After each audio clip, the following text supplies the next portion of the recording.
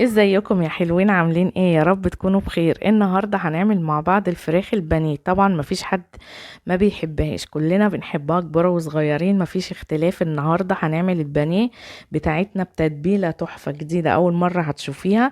والحاجات اللي هنحطها عليها وهنعملها كمان من غير بيض ومن غير لبن ومن غير زبادي. وكمان هقولك ازاي الطبقه الخارجيه هتبقى متماسكه وطريه كده معاكي، وهتبقى مستويه وزي الفل. واللي هيشوف الطريقه بتاعتي دي النهارده هيعتمدها على طول، وهتبقى هي دي على طول طريقتك للبانيه. ولو اول مره بقى بتشوفي قناتي انا مطبخ يسرا، اعملي اشتراك ولايك وفعلي الجرس عشان يوصلك مني كل جديد. يلا بينا نبتدي. اول حاجه هنا معانا نص كيلو طبعا من البانيه دوت. هتبقي هتغسليه ازاي؟ هتحطيها في حبه كده، حبه من الميه، وهتحطي لها كمان ملح ودقيق وليمون، وبعد كده تغسليها وتصفيها كويس. هنا بقى معانا كده بصلايه متوسطه مبشوره وطماطمايه كبيره مبشوره. دي طبعا التتبيله التحفه بتاعتنا اللي احنا هنعملها. ونص معلقه صغيره من كل بابريكا، توم باودر، بصل باودر، فلفل اسود، ملح حسب الرغبه. ومعانا كمان نص معلقه كده من الخل صغيره، ومعانا نص عصره ليمونه. ودي التتبيله التحفه بتاعتنا النهارده للبانيه، وهي دي كل التتبيله اللي هنتبل بيها البانيه بتاعتنا. في اسهل من كده طبعا مفيش. هنقلبها بقى كلها كده مع بعض كويس جدا. كل التتبيله بتاعتنا ايه زي ما انتوا شايفينها كده. وبعد كده هنضيف بقى قطع البانيه اهيت. وانت بقى بتضيفيها كده في التتبيله تبقى مفروده معاكي علشان كلها تشرب من التتبيله.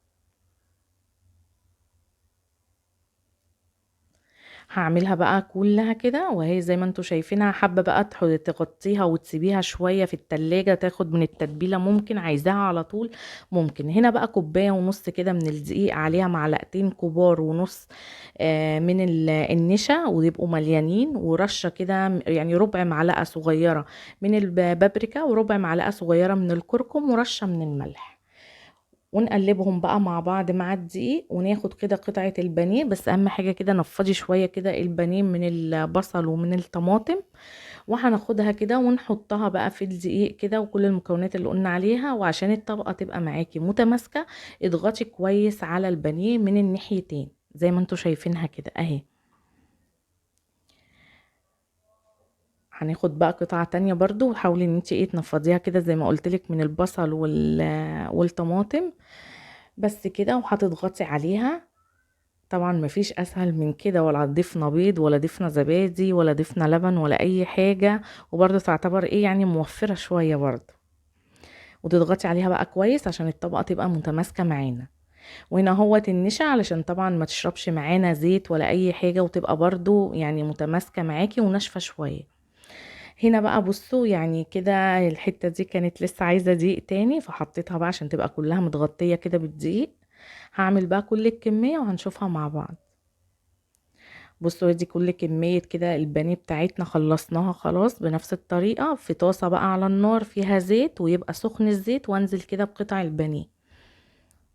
بس حاولي يعني ما تمليش الطاسة قوي بالبانيه بتاعتك، او انت بتقلي اي حاجة.